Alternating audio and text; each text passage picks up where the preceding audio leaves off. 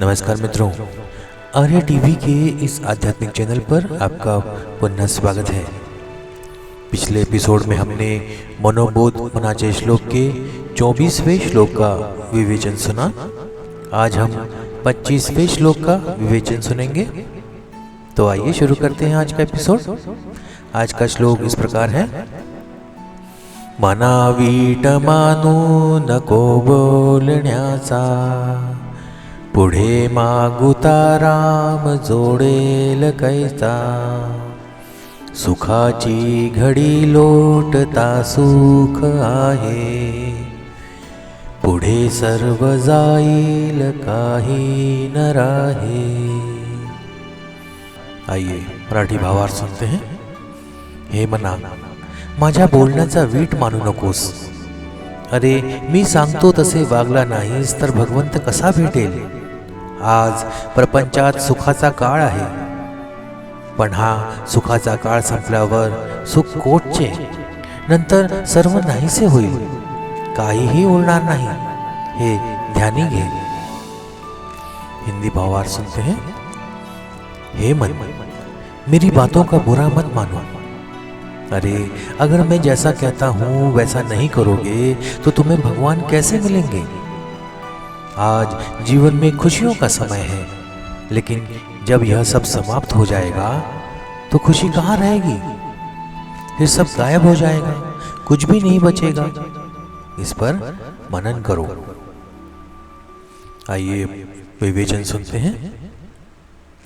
अहंकार का एक बहुत ही स्वाभाविक परिणाम देखने में आता है कि उसे दूसरों की बातें सुनना बुरा लगता है, बोरियत महसूस करता है।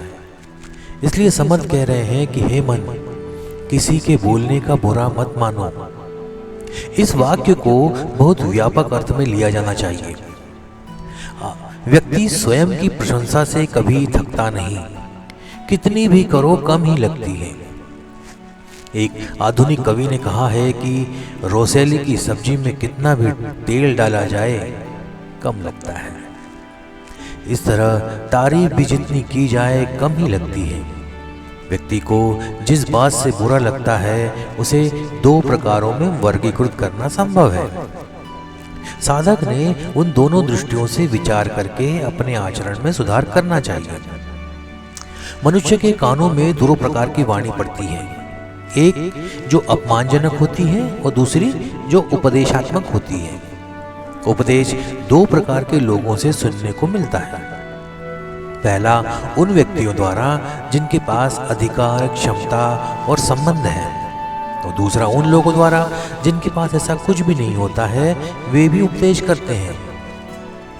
कोई भी ऐसे किसी भी व्यक्ति की बात नहीं सुनना चाहता जिसके पास कोई अधिकार और योग्यता नहीं है, लेकिन साधक को इसका एहसास नहीं होने देना चाहिए। ऐसी स्थिति में यह अवश्य सोचना चाहिए कि जो कहा गया है वह सही है या नहीं। यह सोचना उतना महत्वपूर्ण नहीं है कि बताने वाला इतना योग्य है भी या नहीं। यही कारण है कि बालादपि सुभाषितम ग्राह्यान कहा जाता है। योग्य और गुणी होने पर भी व्यक्ति के द्वारा किए गए उपदेश से मनुष्य क्रोधित हो ही जाता है और फिर उसे टालने लगता है। यह नहीं कहा जा सकता कि बोला गया उचित था या नहीं, क्योंकि वैसा सिद्ध किया ही नहीं जा सकता, परंतु उस जैसा व्यवहार करना कठिन लगता है, कष्टकारी लगता है। उससे सचमुच लाभ होगा या नहीं, इसमें संदेह है। उस उपदेश की वाणी हमारी धारणा से भिन्न होती है, और उस उपदेश के बारे में मन में ऐसा विचार आने से उसे बार बार पढ़ना सुनना थका देने वाला हो जाता है। ऐसे में नई पीढ़ी के लोगों को बोर, आजकल खूब चल रहा है ना, बोर हो गया यार मैं, तो नई पीढ़ी के लोगों को बोर लगने लगता है। मूल रूप से उन्हें उपदेश स्वीकार्य ही नहीं है, उन्हें उपदेश मानना ही नहीं है। और एक सच्चे साधक को उपदेश की बातें, बल्कि तिरस्कार की बातें, निंदा की बातें भी आत्म खोज के लिए और आत्मसम्मान बढ़ाने में मदद करती है। एक निंदक को दुश्मन के रूप में नहीं, बल्कि एक रोग विज्ञानी के रूप में देखना चाहिए। वह हमेशा हमें बताते हैं कि शरीर में क्या खराबी है, क्यों है, कैसे है, कितनी बुरी है, और हमें उनसे यही उम्मीद भी होती है। बिना किसी प्रतिफल के निंदा करने वाला भले ही किसी को उससे उम्मीद न हो, अगर दोष लगाता है तो साधक को उसके प्रति शत्रुता क्यों महसूस करनी चाहिए? व्यक्ति को कोई और नहीं सुधार सकता। साधक को यह याद रखना चाहिए कि हमें स्वयं को सुधारना है और प्रत्येक घटना का उपयोग उसी उद्देश्य के लिए करना है। तभी तो समर्थ कहते हैं, मना वीट मानो न को बोलण्यासा, अर्थात हे मन, बुरा मत मानो किसी के कहने का। यदि आपका मन नहीं है, आप ऊब जाते हैं, ये सोचकर आप इसे छोड़ देंगे तो ये भाग जाना कहलाएगा। और यदि आप नहीं सुनेंगे और सहमत नहीं होंगे कि यह फायदेमंद है तो प्रगति रुक जाएगी। निंदा सहनी होगी, उपदेश सुनना होगा, अर्थात आचरण में लाना होगा। यदि ऐसा न किया जाए तो जिस वस्तु को प्राप्त करना है, जिसके लिए परोपकार के मार्ग पर चल पड़े हैं, वो कैसे प्राप्त होगी? भगवान को देखने का कोई दूसरा तरीका नहीं है। नामस्मरण करना, सदाचार का त्याग न करना, संयम से काम लेना, वासनाओं पर विजय पाना, आलस्य का त्याग करना, कर्तव्य का पालन करना ही चाहिए। यही ईश्वर से मिलने का रास्ता है। अगर कोई आपको उस सही रास्ते से, सही मार्ग से जाने के लिए कह रहा है तो आप उससे कैसे थक सकते हैं? यदि ईश्वर से मिलना है तो नामस्मरण का मार्ग अवश्य अपनाना होगा। ईश्वर से मिलने की ऐसी इच्छा उत्कट न होने के कारण यह है कि इसमें वर्तमान क्षण सुखद है और जिसका कोई विचार या कल्पना नहीं है, कोई अनुभव नहीं है, उसके कारण परोपकार का कोई आकर्षण मन में उत्पन्न नहीं होता। इसलिए परमार्थ का अधिकारी कौन है? समर्थ जी बताते हैं कि जो संसार के दुखों से दुखी हो, त्रिविध ताप से जो झुलसा हो, वही एकमात्र परमार्थ का अधिकारी है। लेकिन अवसाद का शिकार व्यक्ति जब परमार्थ की ओर जाता है तो वह सही नहीं है, क्योंकि तब साधक का रवैया वैराग्य का न होकर हताशा का होता है। बोरियत उतनी फलदायी नहीं हो सकती, क्योंकि परमार्थ में पी हल्दी और हो जा गोरी जैसी उम्मीद नहीं की जा सकती। वहां भी धैर्य ही रखना होगा, इंतजार करना होगा। फिर भी एक अलग दृष्टिकोण तो उत्पन्न होता ही है और यह नास्तिकता की तरफ ले जाता है। नास्तिकता के प्रति झुकाव तो और भी अधिक खतरनाक है। अतः परोपकारिता की ओर बढ़ने के लिए पूर्ण विचार और विवेक से कार्य करना चाहिए। बीमारी के बाद स्वास्थ्य पाने की कोशिश करने की तुलना में जब कोई बीमारी न हो तो भी स्वास्थ्य को बनाए रखने और बढ़ाने की कोशिश करना अधिक वांछनीय है। अतः समर्थ कहते हैं, जगत में सुख अनित्य सुख, न टिकने वाला सुख है। सुखद परिस्थितियां लुप्त हो जाती हैं, बाल बच्चे संबंधी किसी न किसी रूप में विमुख हो ही जाते हैं, प्रतिष्ठा लुप्त हो जाती है, शक्ति क्षीण हो जाती है।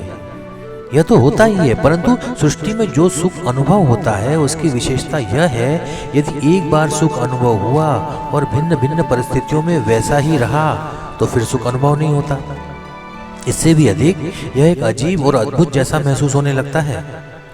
व्यक्ति पहले से थक जाता है और जब नया नहीं मिलता तो फिर वैसे दुख का अनुभव करता है जैसा तब महसूस होता था जब कुछ नहीं था, कुछ हासिल नहीं हुआ था। अतः जो कुछ हमारे पास है उससे संतुष्ट नहीं होना, लालसा नहीं करना और इसके लिए अधिकाधिक प्रयत्न करना, ये महत्वाकांक्षा ईश्वर द्वारा मनुष्य को दी गई एक अटूट शक्ति है। मूलतः यह मनुष्य को भगवान की प्राप्ति में परिवर्तित होने के लिए दिया गया वरदान है। ईश्वर से निकला जीव पुनः ईश्वर को पाने के लिए प्रयत्नशील होने के कारण उसके पहले की स्थिति में किसी भी तरह का सुख प्राप्त नहीं होता। इसलिए इस प्रकार प्राप्त हुआ कोई भी सुख व्यक्ति को समाधान नहीं दे सकता, परंतु अज्ञानता से, विषय वासना के उपयोग से, निर्माण हुए संस्कारों से, मोह से व्यक्ति आंतरिक शक्ति का प्रयोग सत्कर्म में उपयोग करने की बजाय दूसरे कामों में करता है, जिस कारण उसे सच में उसे क्या पाना है, उसके मुख्य कर्तव्य क्या है, यह समझाने की आवश्यकता होती है। समर्थ जी ने यहाँ सुख की क्षणभंगुर प्रकृति के बारे में बताकर यही किया है। वे कहते हैं, जो तुम्हें अभी मिला है और जो खुशी तुम पिछले कुछ समय से महसूस कर रहे हो, वो भविष्य में लुप्त होने वाली है। उसका स्वरूप बदलने वाला है। इस भौतिक संसार में कुछ भी एक जैसा नहीं रहता। यौवन, स्वास्थ्य, सम्मान, धन, शक्ति, सत्ता, प्रतिष्ठा, आपके सभी नाते संबंधी, उनमें से कोई भी उस रूप में लंबे समय तक नहीं टिकेगा जैसा आप चाहते हैं। फिर आप इससे क्यों जुड़े हैं? क्योंकि इस मोह के कारण किया गया सारा श्रम व्यर्थ हो जाएगा। तो आज का विवेचन यहीं समाप्त होता है। मिलते हैं अगले एपिसोड में एक नए श्लोक के साथ और उसके विवेचन के साथ। तो तब तक के लिए जय जय रघुवीर समर्थ। नमस्कार।